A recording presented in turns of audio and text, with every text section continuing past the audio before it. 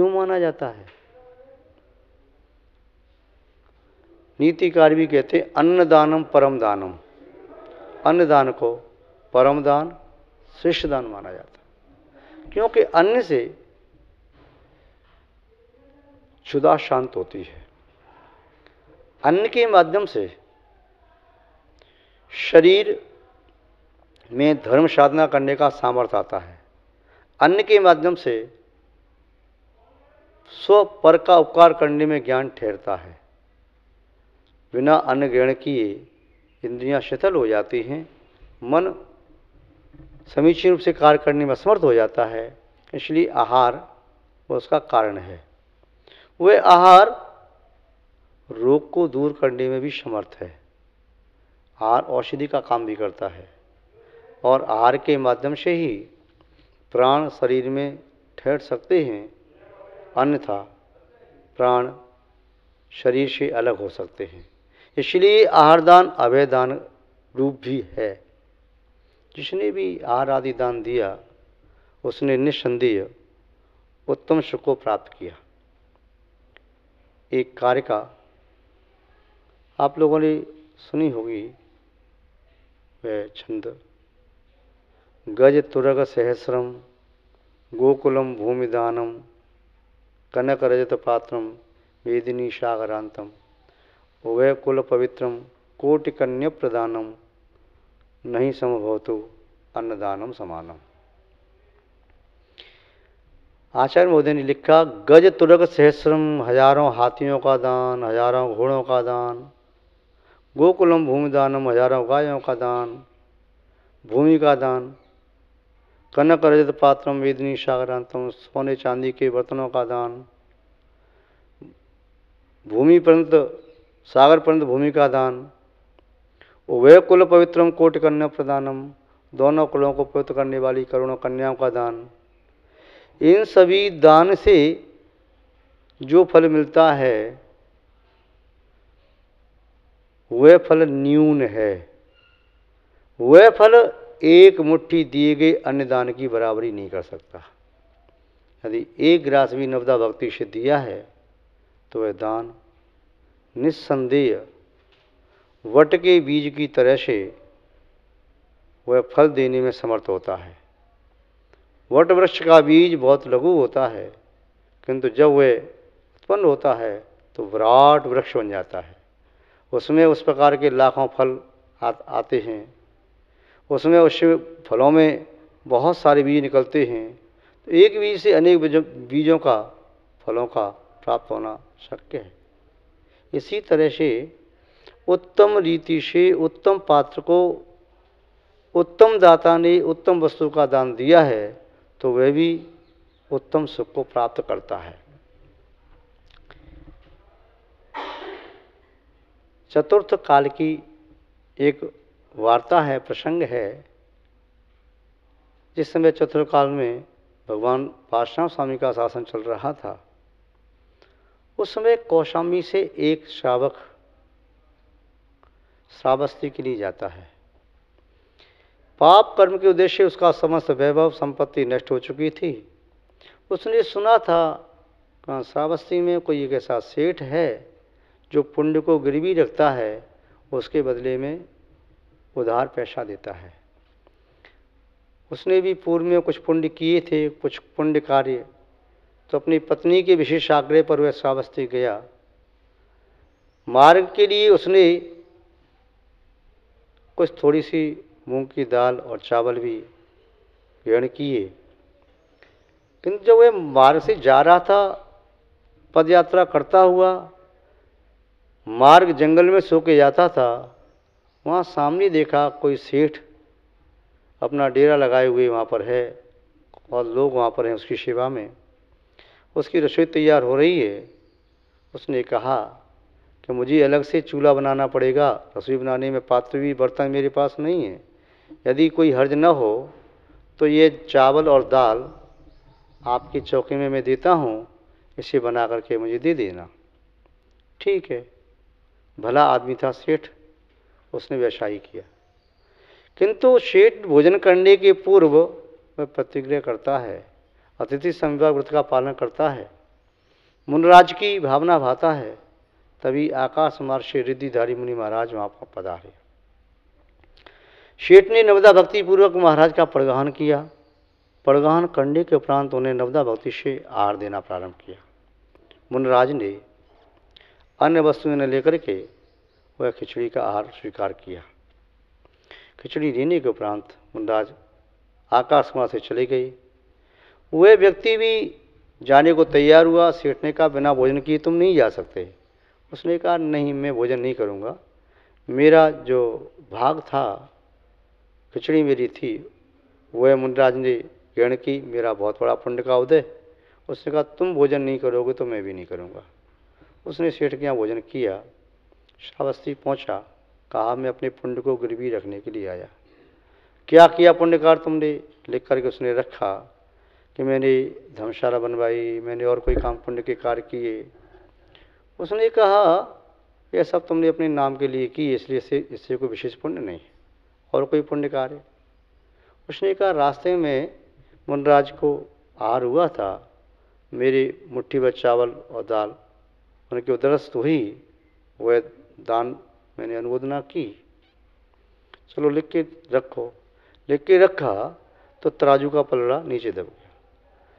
उसके पास सामान रखता गया, वह स्वर्ण मोहरें रत्न आदि, किंतु वह पलड़ा उठा नहीं। उसने कहा, भाई, इस पुण्य का फल इतना अधिक है कि मेरे पास इतना धन नहीं है, इसलिए तू उचित द्रव्य लेकर के अभी चला जा, बाद में तू मेरा पैसा वापस कर देना। उसने वैसा ही किया। कुछ द्रव्य लेके आया, अपना व्यापार प्रारंभ किया और उस मुनिराज के आहारदान के पुण्य से उसकी उद्यागत पापकृतियाँ भी वे पुण्य रूप संक्रमित हो गई। कहने का अभिप्राय यहाँ पर यह है कि व्यक्ति यदि उत्तम भावनाओं के साथ अल्प भी देता है तो वह भी बहुत फल देने वाला होता है, और भावना विशेष न हो पाए तो बहुत दिया गया दान भी बहुत फल को नहीं दे सकता। यहाँ पर कहा, उत्तम पात्र, उत्तम दान, उत्तम विधि और उत्तम दाता भी हो, तभी इदम सुहम उत्तम दीदी, यह उत्तम सुख को देने में समर्थ होता है। उत्तम सुख है शाश्वत सुख, हमारा स्वाभाविक सुख जो सिद्धों का सुख है, उसे भी ये देने में समर्थ होता है।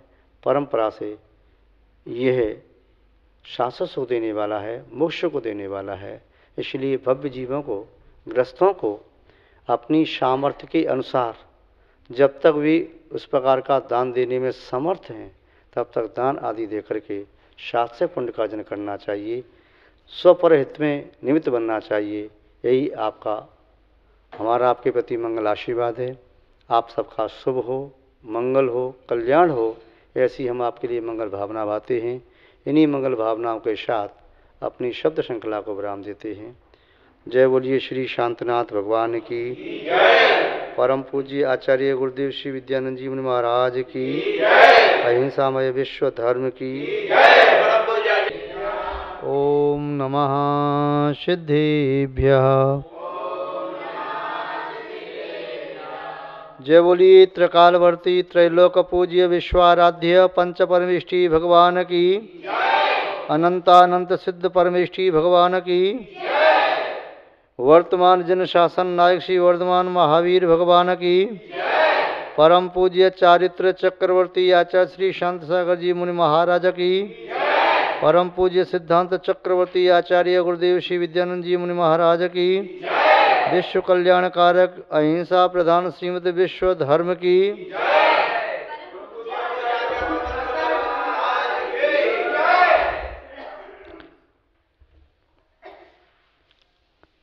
धर्म स्नेही सत श्रद्धालु यहाँ पर उपस्थित आप सभी भव्यवर पुंडरीक पुण्यात्मा महानुभाव, किसी वस्तु को समझने के लिए उदाहरण, उपमा, लक्षण, हेतु और विशेषताएं सहायक बन जाती हैं। इनके बिना उस वस्तु के स्वरूप को समझना वैसे ही कठिन हो जाता है जिस प्रकार पंखों के बिना पक्षी का आकाश में उड़ना, प्राण वायु के बिना किसी जीव का जीवंत रहना, शब्दों के बिना किसी को अपने भावों को प्रस्तुत करना। यहाँ पर भी हम महत्वपूर्ण वस्तुओं को जानने की कोशिश कर रहे हैं। संभव है इन चार बातों को समझ करके हम अपने जीवन के चारों पन, चारों अवस्थाएं सफल और सार्थक कर सकें। ये चार बातें चार कसायों के समन के लिए, चतुर्वती भ्रमण को विनाश करने के लिए, चारों अनुयोगों के ज्ञान के सारभूत बनाने के लिए अत्यंत महत्वपूर्ण प्रतीत होते हैं। व्यक्ति संसार में इन चारों से दुखी है। पहला उसे दुख है भय, भय का दुख है। दूसरा उसे दुख है वेदना का। तीसरा दुख है उसे बुढ़ापे का। और चौथा उसे दुख है वैरी का। व्यक्ति इन चार से सदैव शंकित रहता है। इन चार के रहते हुए व्यक्ति निराकुल, निर्द्वंद, निर्विकल्प एवं सहज सुख का आनंद नहीं ले पाता। संभव है किसी के पास ये चारों प्रकार की परेशानी हो, किसी के पास 3, 2 और 1 प्रकार की परेशानी हो। प्रतिकूलता एक भी है तो वह एक प्रतिकूलता भी 100 अनुकूलताओं को त्रोहित करने वाली है। जिस प्रकार गणित का सवाल करते समय यदि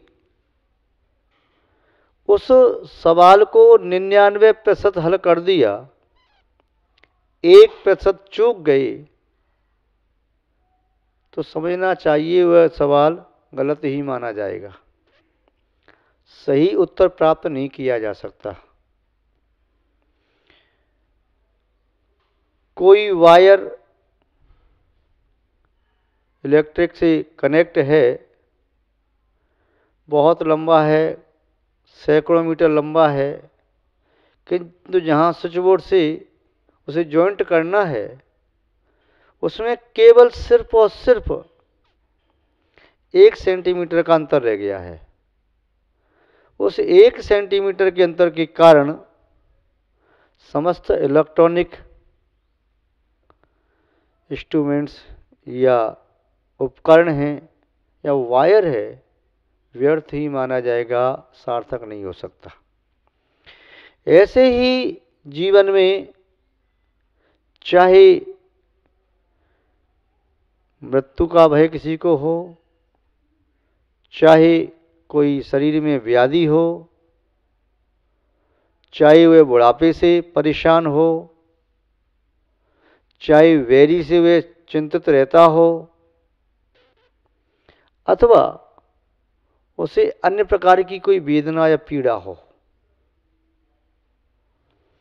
ये 4 शब्द हमारे जीवन में अच्छी तरह से घुले मिले हैं।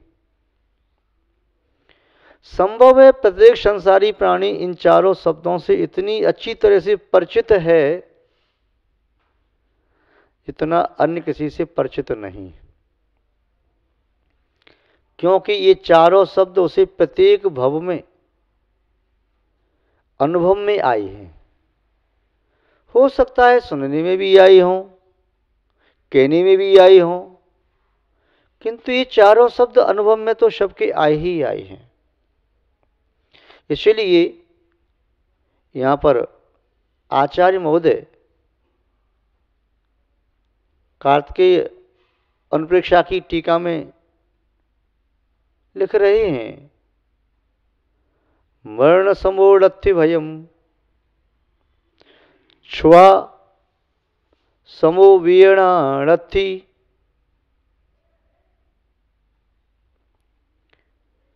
वंश समम रथ्यवाही दरिद्र समो वैर्योड़थि। आचार्य महोदय ने कहा, संसार में चाहे कितने भी भय हों, यह लोक परलोक भय, मरण वेदना जास, अगुप्ति अरक्षा भय, अकस्मात भय सात, ये 7 प्रकार के भय अथवा संभव दृष्टि के जीवन में संसार का संवर्धन न हो जाए, संसार न बढ़े, इसलिए पाप या शाबद्ध कृत्य से बचने के लिए तत्पर रहता है। कहीं पाप न लग जाए, वह भी भयभीत रहता है। किंतु इस सबसे ज़्यादा भय यदि किसी को रहता है तो हमेशा प्राय करके मृत्यु का भय अधिक खलता है। तत्व बोध के बिना मृत्यु के भय से मुक्ति नहीं मिल सकती। मृत्यु का भय है, वह सोचे कि अन्य प्रकार के भय भी तो हैं, किंतु उनका समाधान वह खोज लेता है। कोई बात नहीं, शरीर में रोग आ गया, चलो औषधि सेवन करूंगा, धन नष्ट हो गया, पुनः कमाऊंगा, यदि मित्र छूट गए दूसरे मित्र बनाऊंगा, मकान किसी ने हड़प लिया दूसरे मकान की खोज करूंगा, दुकान कम चलती है पुरुषार्थ करूंगा, यथेष्ट लाभ नहीं मिल रहा है परिश्रम की गति बढ़ाऊंगा।